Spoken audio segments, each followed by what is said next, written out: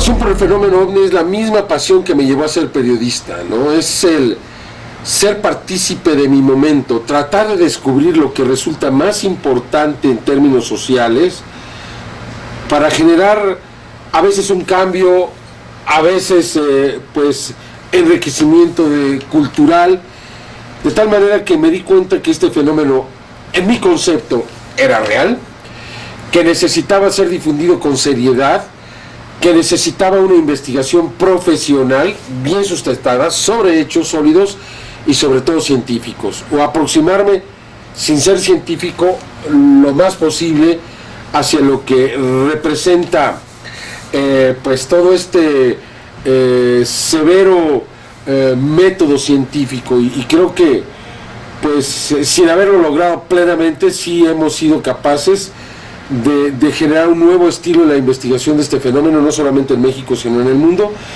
Y pues me emociona mucho, tengo mucha emoción de lo que va a venir hacia el futuro. Creo que así es la vida, ¿no? Hay que darle sentido a las cosas, ¿no?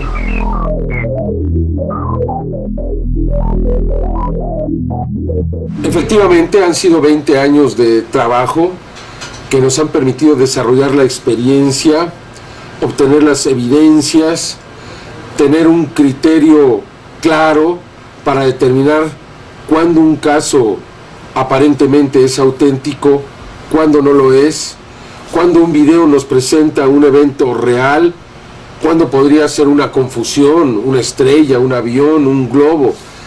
En los inicios de esta investigación, hace poco más de 20 años, era un poco difícil el poder tener un criterio para seleccionar correctamente estas evidencias. Con el tiempo nos hemos podido dar cuenta cuáles son las más importantes, qué es lo que este fenómeno significa, la trascendencia del mismo, lo que parecen ser señales que nos están dando estas inteligencias. Un fenómeno que aún no es aceptado oficialmente, que aún existe una gran resistencia para que se le considere cierto, pero que sin embargo ha dado muestras de una intención de comunicación con los seres humanos de diversos aspectos. Así es que hemos ido descubriendo y entendiendo el fenómeno hasta llegar a un punto culminante, que es la detección de los objetos que no se encuentran visibles en el espectro normal y que solamente pueden ser captados a través de los lentes infrarrojos. Creo que en ese sentido estamos y hemos estado en los últimos años a la vanguardia, en la punta de lanza, no solo en México, sino también a nivel mundial.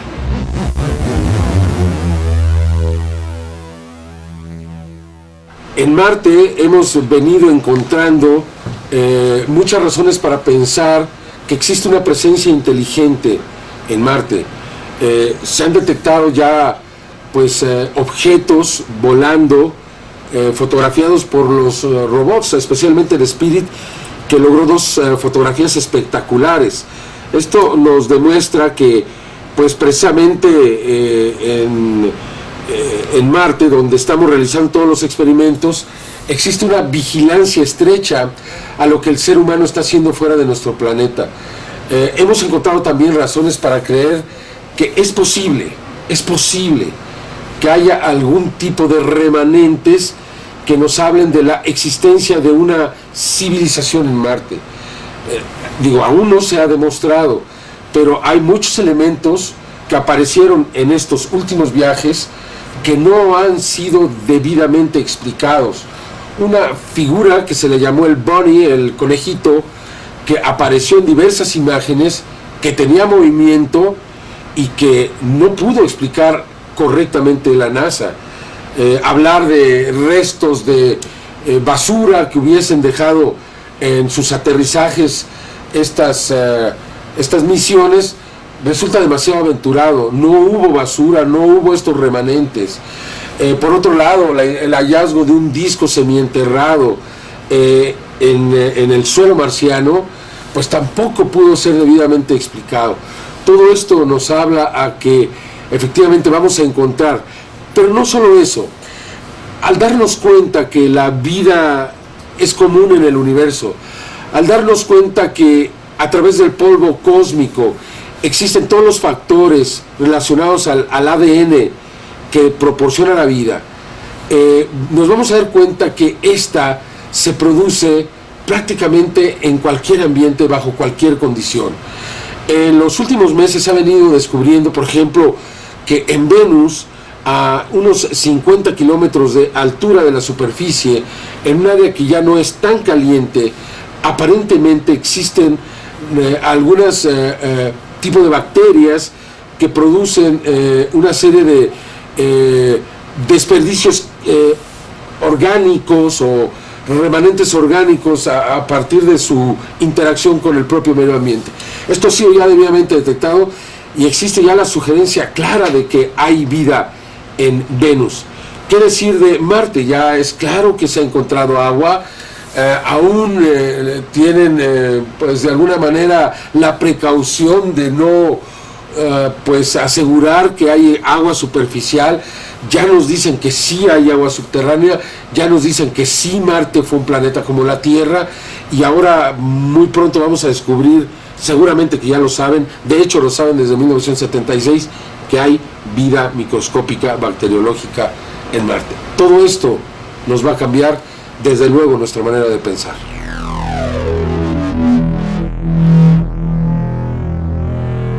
Vamos a tardar todavía un poco, porque la implicación que tiene la aceptación de presencia inteligente extraterrestre en nuestro mundo, llegada de un lugar lejano en el espacio, porque no hay nada cerca donde puedan existir estas civilizaciones, nos obligaría a tener un comportamiento muy distinto en todos los aspectos: político, económico, filosófico, religioso, social. Pregunta número 1, ¿seguirían existiendo los países como tales? ¿Se desmoronarían las fronteras? ¿Seguiríamos utilizando el dinero como nuestra forma de intercambio de tipo comercial? ¿Las religiones se verían afectadas ante esta presencia? ¿Cuál debería de ser entonces nuestro comportamiento con el planeta Tierra? ¿Nos permitirían estos seres, sin reprobar nuestra actitud, que ataquemos a la Tierra como lo estamos haciendo? La capa de ozono está cada vez más destruida, la extinción masiva de especies animales y vegetales es galopante, la explosión demográfica también lo es, crece o estamos creciendo a un ritmo muy acelerado, la erosión de los suelos, la disponibilidad de suelos para la producción de alimentos, en lugar de crecer, está disminuyendo, la vida marina en los océanos también se ha reducido, ha aparecido un nuevo fenómeno en el mar que son grandes bolsones donde no existe el oxígeno. Esto es a consecuencia de la contaminación, especialmente del nitrógeno que se utiliza en fertilizantes, de tal manera que hay 185 lugares en el mundo donde ya no hay literalmente ningún tipo de vida, al menos la asociada al oxígeno, está desapareciendo. Todos esos elementos nos hablan de una crisis de nuestra civilización hacia el futuro. Quizá el planeta siga subsistiendo, difícilmente el ser humano tiene la capacidad para destruir al planeta como tal, pero lo está haciendo cambiar, está alterando los ciclos de la vida que se habían venido desarrollando por muchos miles de millones de años, y esto en primer lugar va a repercutir en contra nuestra. Por tal motivo, si no hay un cambio de esta actitud, pues entonces va a haber una crisis. Y si consideramos los cambios de los que hablábamos, políticos, económicos, sociales, entonces el ser humano va a tener que decidir entre mantener un mundo que lo va a llevar a la desgracia y a la ruina, o cambiar en función de un mundo que asegura la supervivencia de la especie hacia el futuro. Creo que esa es la gran disyuntiva del momento, y creo que eso es lo que más que cualquier otra cosa detiene a los gobiernos del mundo a la aceptación de este fenómeno.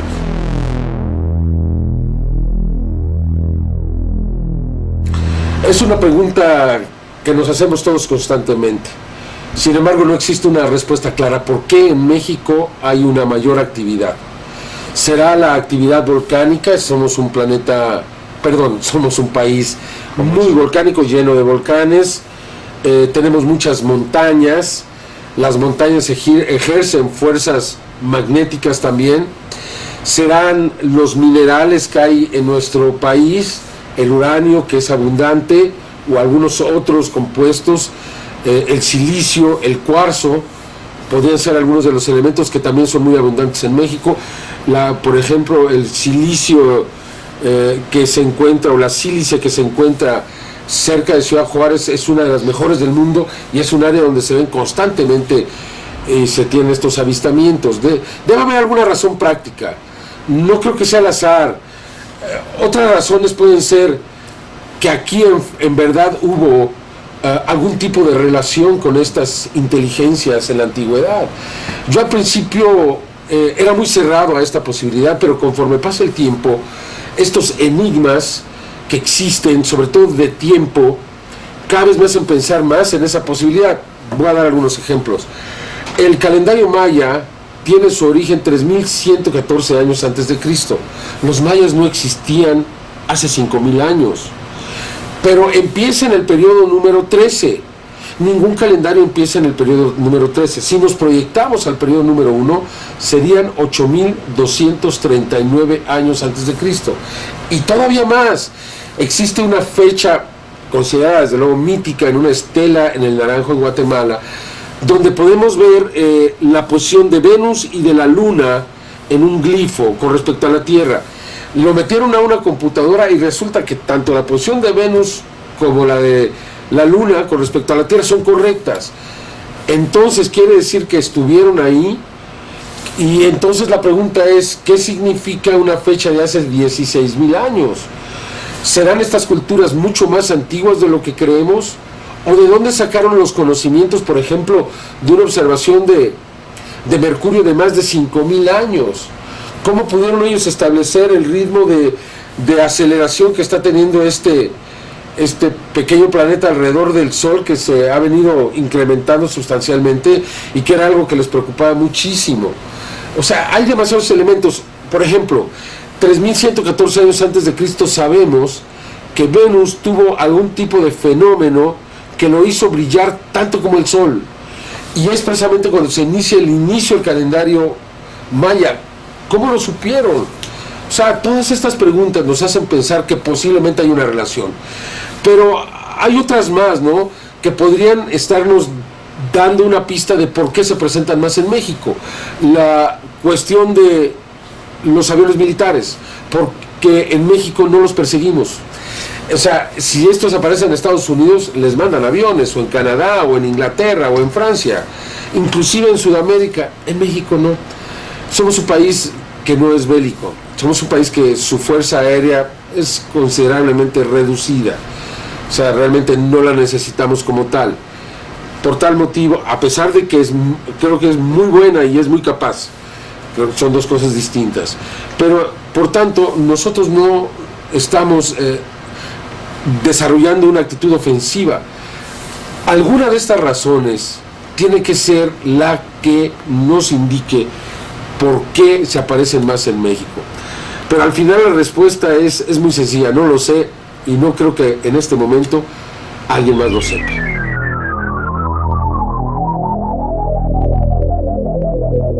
Bueno, desde 1991 que se inició esta oleada, o al menos que registramos el inicio de esta oleada, nos dimos cuenta que la gran mayoría de los reportes venían de la zona de Atlisco y Atlimeyaya, cerca del volcán Popocatépetl. En ese momento estábamos muy lejos de saber qué estaba ocurriendo.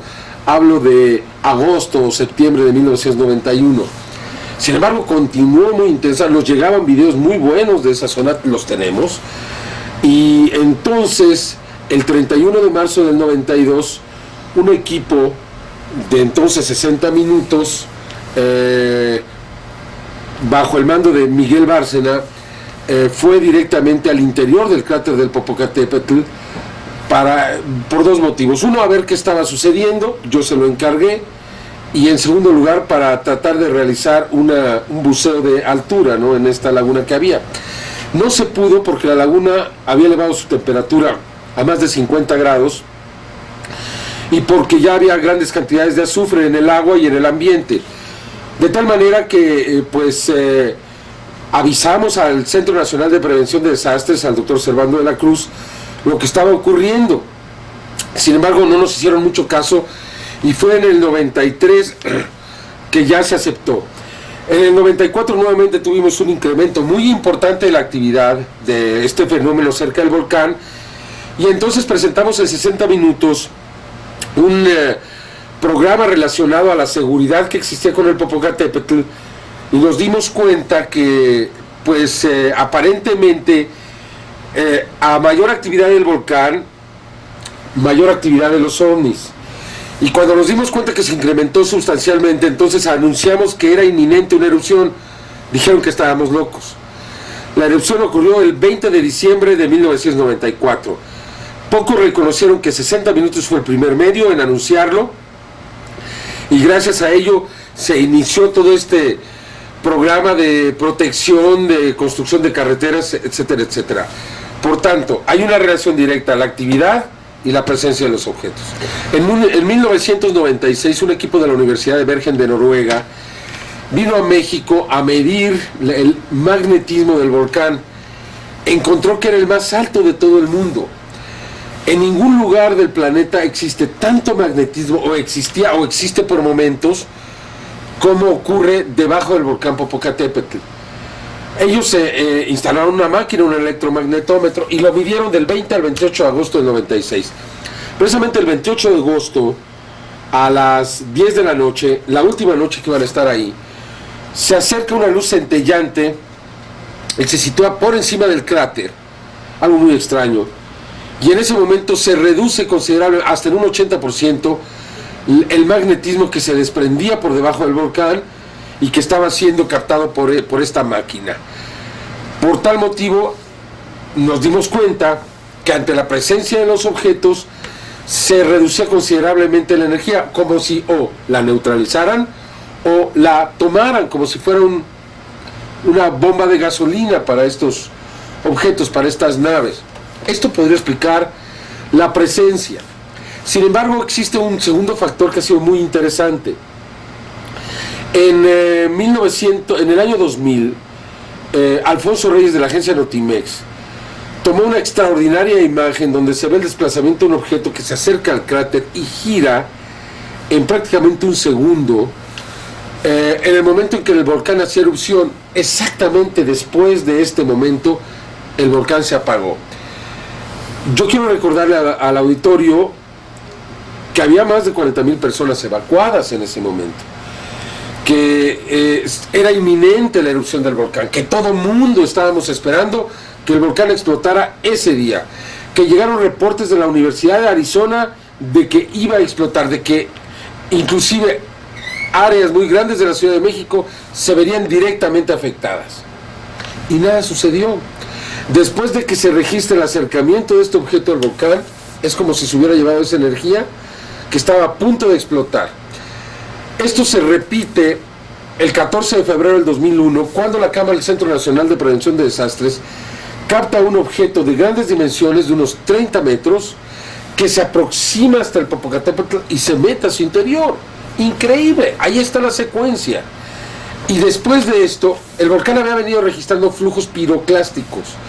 Los flujos piroclásticos son estos gases que no alcanzan a elevarse y se desparraman por los costados de los volcanes a una velocidad de 400 kilómetros por hora y a una temperatura de 500 a 1000 grados centígrados. Entonces arrasan, queman todo lo que encuentran, ¿no? Incluso recordemos que 40 científicos franceses y norteamericanos murieron en Japón el 23 de noviembre de 1991, cuando el monte Unzen hizo erupción y los tomó de sorpresa. Bueno, estos flujos piroclásticos estaban amenazando directamente a Santiago Xalixintla, a San Nicolás de los Ranchos, a San Pedro Benito Juárez. Después de que este objeto se inserta al interior del cráter, no vuelve a haber, y no ha vuelto a haber un solo flujo piroclástico. Otra vez el 14 de febrero, pero del 2003, una maestra, Eugenia Bustos, toma una fotografía en los momentos en que el volcán está haciendo erupción de un gran objeto que se encuentra a un lado del volcán, pero muy grande, y ella ve cómo el objeto se mete al interior del cráter, el cráter explota, y quiero decirles que desde ese día no ha vuelto a tener actividad importante el volcán Popocatépetl. Entonces, realmente, estos seres, estas inteligencias, ¿estarán cuidando de nosotros? Consideremos esto. El volcán Popocatépetl es uno de los 7 más explosivos del mundo en este momento activos.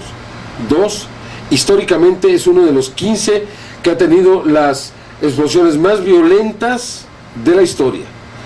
Por tal motivo, pues considero, y sobre todo pensando en que hay 20 millones de personas en los contornos del volcán, o más, solamente en la Ciudad de México hay 20 millones, o sea, a menos de 100 kilómetros hay de 20 a 30 millones de personas del centro del cráter, y toda esta área a 100 kilómetros está en peligro, desde luego la más cercana en un mayor grado, y podemos irnos expandiendo en un círculo para ir disminuyendo el peligro, pero todos estamos en peligro, incluso la ceniza puede viajar cientos de kilómetros, puede generar una noche, imaginemos una noche en la Ciudad de México que dure una semana, que no puedas salir a la calle, que esté cayendo la ceniza, que no puedas transitar en tu automóvil porque es terriblemente viscosa, te patinas, es húmeda, genera cortocircuitos, no hay electricidad.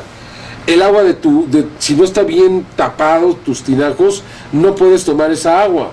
Entonces, oscuro, sin posibilidad de conseguir alimentos, sin electricidad. ¿Qué sucedería en la Ciudad de México en una semana?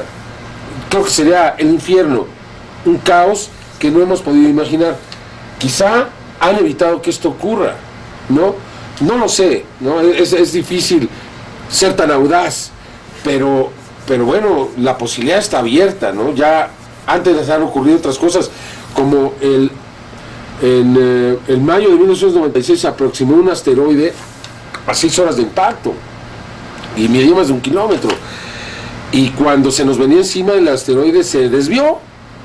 Es el 1996 JA1, de tal manera que ¿quién lo desvió? Ya se había anunciado que esto iba a ocurrir en el 88. Un supuesto contactado, Amaury Rivera, dijo que esto iba a ocurrir, y a la mitad del 96, ¿quién le hizo caso? Y luego estuvo a punto de pasar. Entonces, pues no sabemos si realmente hay una participación de estos seres, posiblemente la hay, me gustaría creer que la hay, porque realmente estamos expuestos a un sinnúmero de peligros mayores, ¿no? Como podría ser la caída de un meteorito aquí en la Tierra. Creo que pues es algo que debemos de empezar a analizar con un poco más de cuidado, y quizás hacia el futuro considerar que en realidad ha habido algún tipo de intervención en nuestro favor. El coronel, más bien, Philip Corso, un hombre de 84 años que murió, me parece que en 1998, antes de morir publicó un libro que se llamó The Day After Roswell. En ese libro él indicaba que el rayo láser, la fibra óptica, las fibras de alta resistencia, los circuitos integrados de la computadora fueron extraídos de naves extraterrestres. Él estuvo al frente, y eso está en su currículum, de una oficina que se llamó de tecnología extranjera. Esta oficina fue creada después de la Segunda Guerra Mundial para incorporar todos los adelantos que se trajeron o que se robaron de Alemania y de Japón los norteamericanos, ¿no? Hay un sinnúmero de elementos que fueron extraídos de estas tecnologías de guerra y que llegaron finalmente a ser utilizados como productos de tipo comercial. Entonces, en esta misma oficina se incorporaron algunos de los elementos extraídos de estas naves recuperadas a partir de Socorro y de Roswell. Y desde luego, estas fueron incorporadas a la tecnología bélica norteamericana, no solamente a productos de tipo comercial. Desde luego, el avión Stealth, el Aurora, las formas, los materiales, todos estos principios básicos, pues fueron extraídos de las naves extraterrestres. Todavía recordemos el tiempo en que se decía que un ovni no existe porque no fue detectado por el radar. Ese argumento repentinamente sucumbió cuando nos dimos cuenta que había aviones aquí en la Tierra que tampoco eran detectados por el radar. Entonces, ahora nos estamos dando cuenta que los objetos son invisibles a la vista, no quiero decir que no sean físicos, ¿no? De tal manera que sí, una de las razones más importantes por las cuales se ha mantenido esto en secreto es para utilizar esta tecnología. Una de las primeras cosas que hizo Stalin en 1948, después de que se entera que los americanos han recuperado una nave y la están investigando, fue mandar un equipo a Tunguska para ver si en Tunguska también había caído una nave de tipo extraterrestre, algo que por cierto parece haberse confirmado hace poco menos de un mes, cuando un grupo de científicos rusos aseguró haber encontrado partes de una nave. O sea, a través de satélite buscaron donde ellos creyeron había impactado, y aparentemente existen artículos sólidos, claros, que dicen en breve tiempo van a abrir al mundo y que puede convertirse en otro elemento de gran importancia para la aceptación de este fenómeno. Pero para concluir, pues desde luego que la recuperación de estas naves ha cambiado ya la historia humana, ha cambiado la tecnología bélica y seguramente la va a seguir cambiando. Creo que al incorporar este elemento, cuando podamos demostrar que efectivamente existen ovnis que no son visibles en el espectro normal, va a ser algo que va a motivar de manera muy importante que se quiera desarrollar este mismo tipo de tecnología para las naves en el futuro, lo cual me parece extraordinariamente peligroso. Imaginemos que ahora tenemos aviones que no podamos ver, no podamos detectar y que lleguen cargados de bombas. ¿Qué hacemos? Digo, sí, nosotros aquí en México no podemos hacer mucho, pero ¿qué haría en otros países? ¿Qué va a pasar cuando haya soldados invisibles o haya asesinos invisibles? ¿Cómo realmente se va a poder impedir, ¿no?, los atentados, todas estas situaciones que ahora nos preocupan tanto? Y todo esto aparentemente también podría venir, que me parece ser un aspecto negativo, de la tecnología ovni extraterrestre.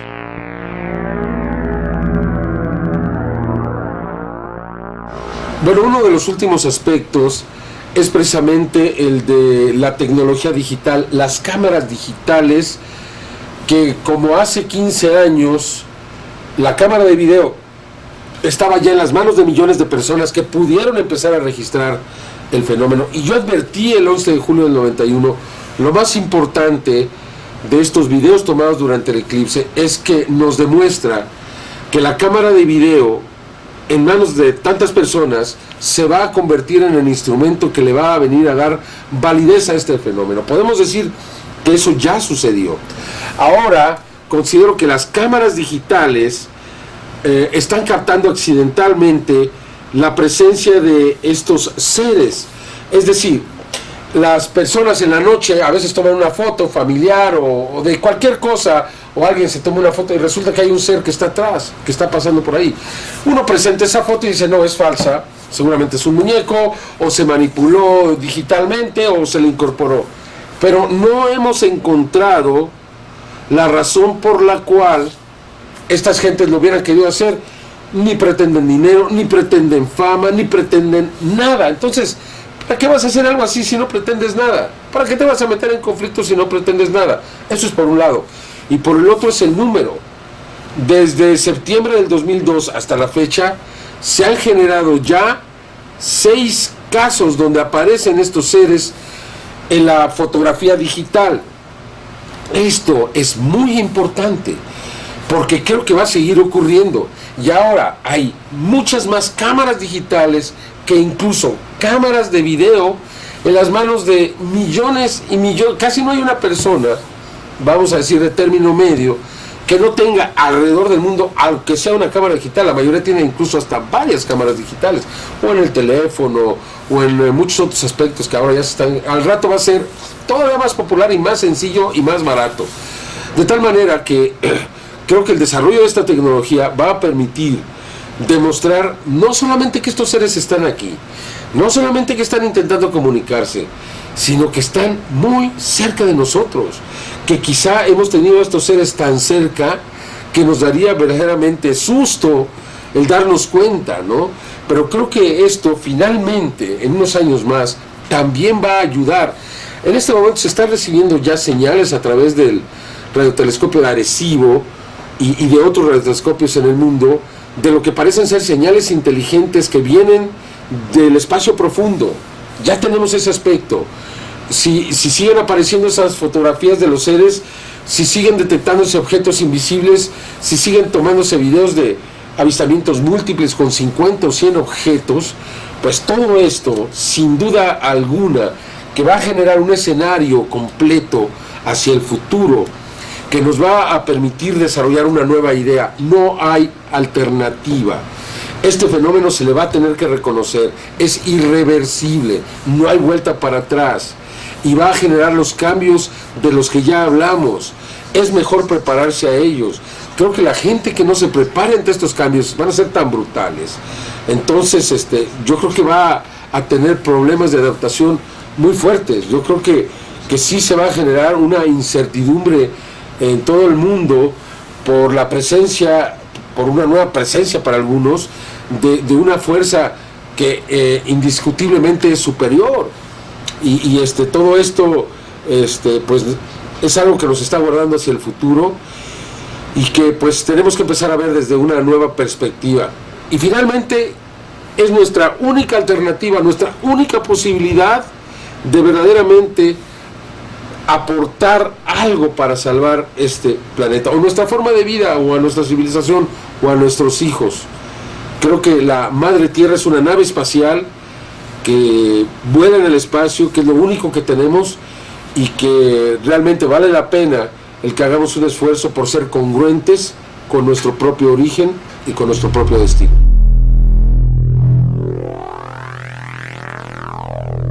Yo creo que es parte de la propia idiosincrasia del pueblo mexicano. Yo creo que esto viene desde los antiguos, el observar las estrellas, el misterio, el inframundo.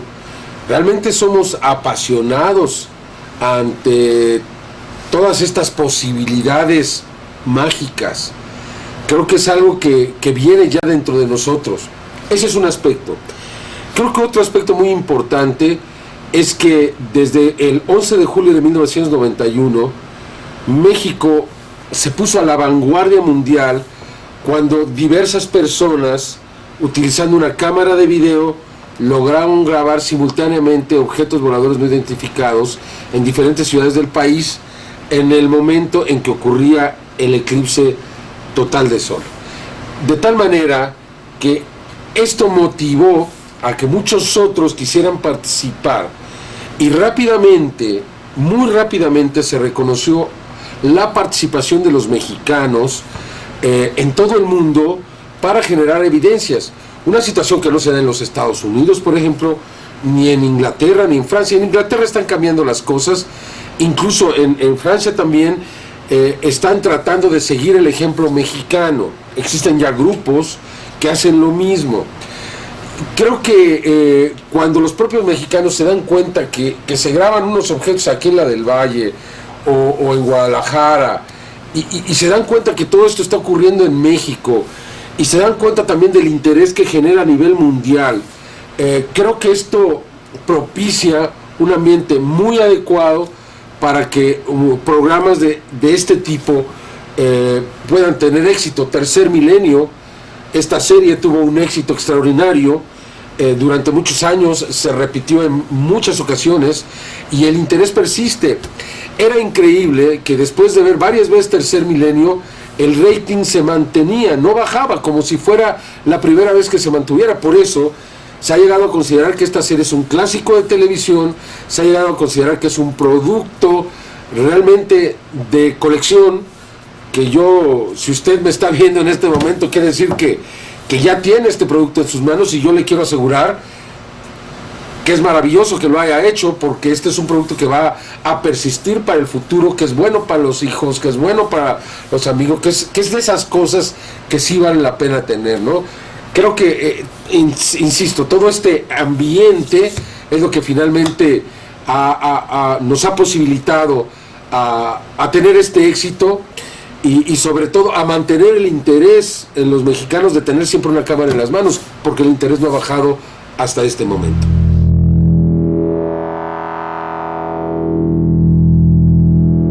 Que la piratería es muy injusta. Yo entiendo a la gente que no tiene dinero y va y busca el artículo más barato para poderlo tener.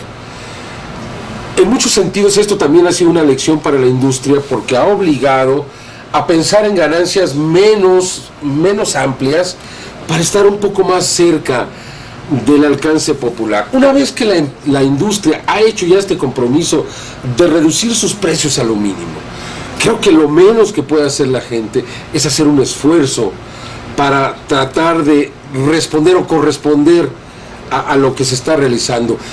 Deben de entender que la piratería, desafortunadamente, es realizada por personas que no han arriesgado absolutamente nada. Van sobre seguro, van sobre los artículos que van a tener una venta. No, la inversión que ellos tienen que hacer es simplemente la del copiado. Y ahora, con la tecnología digital, pues las copias y esto a veces llegan a ser muy similares, pero ese no es el punto.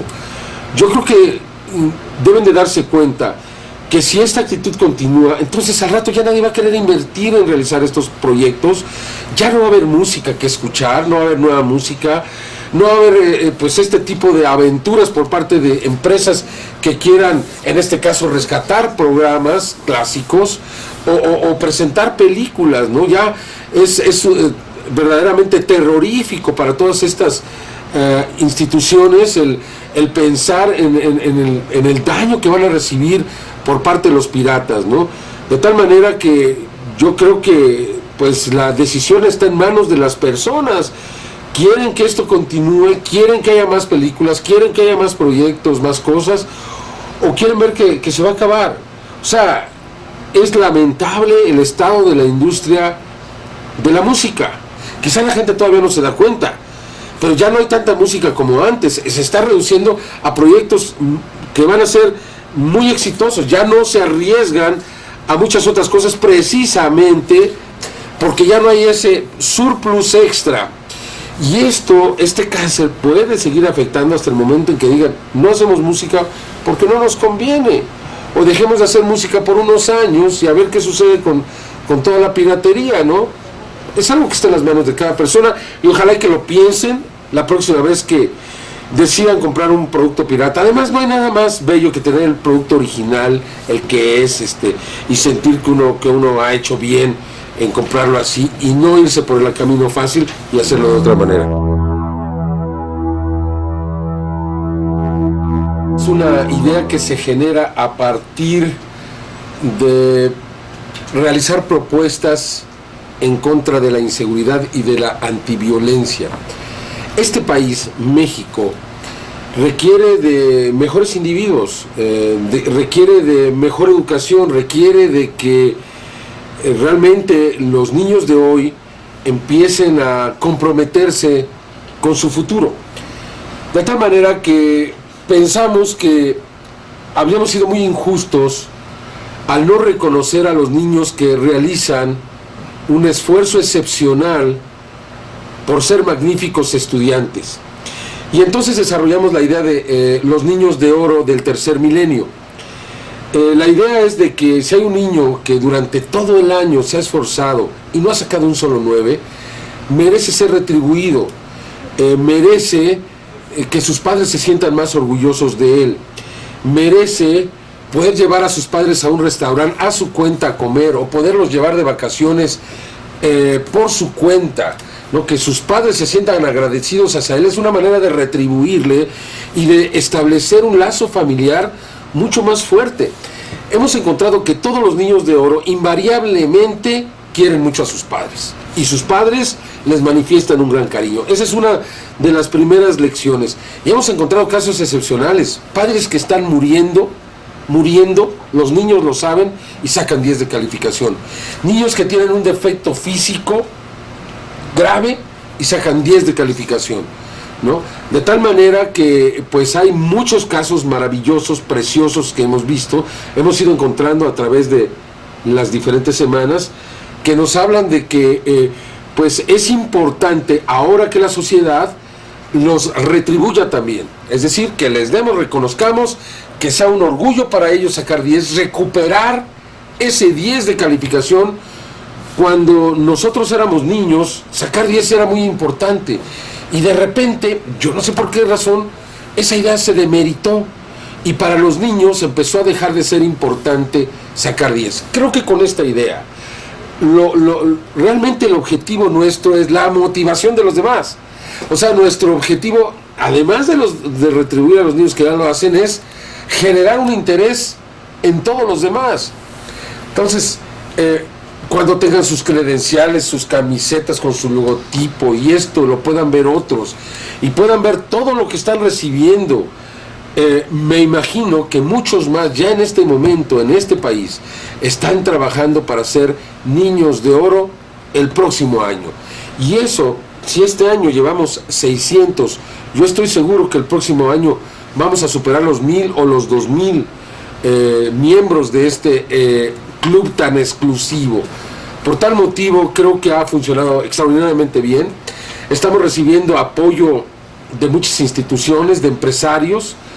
Desde luego yo hago llamado a través de este mismo medio para que se pongan en contacto conmigo todos aquellos que quieran retribuir a estos niños, que quieran a este país, que quieran un mundo diferente para el mañana. Creo que es una manera en que todos lo podemos empezar a hacer, y creo que vamos a generar un cambio de conciencia y de actitud hacia los niños que participen en esto muy grande.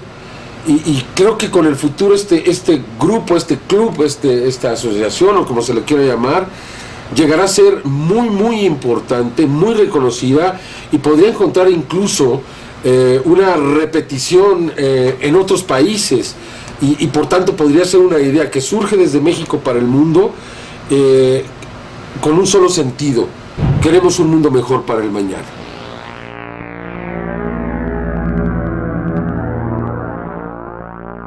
Tenemos ya una página en internet que es www.niñosdeorodeltercermilenio.tv. Ahí desde luego podrán encontrar los diferentes conductos para ayudar, podrán conocer los diferentes casos que hemos venido presentando, podrá ver la lista de todos aquellos que han sido considerados niños de oro, sus escuelas. Ahí mismo se podrán recibir nuevas solicitudes para aquellos que quieran formar parte de este selecto grupo.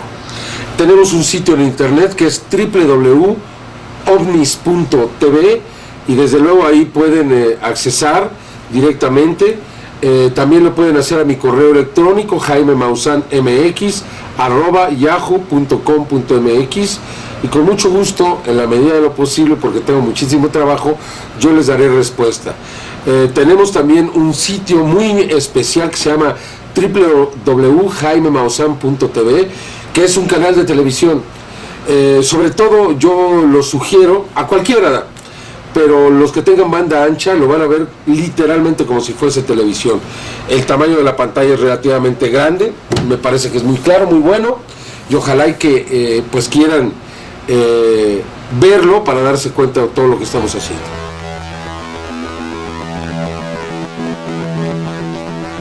Es para mí un placer, ojalá y que sigan realizando este tipo de proyectos, porque pues yo creo que resulta una muy buena oportunidad para las familias de tener algo que realmente vale en sus casas. Creo que todos los productos que ustedes han decidido sacar están probados, o sea, son cosas que realmente valieron la pena en su momento, y que son rescatables y que ahora se les considera clásicos.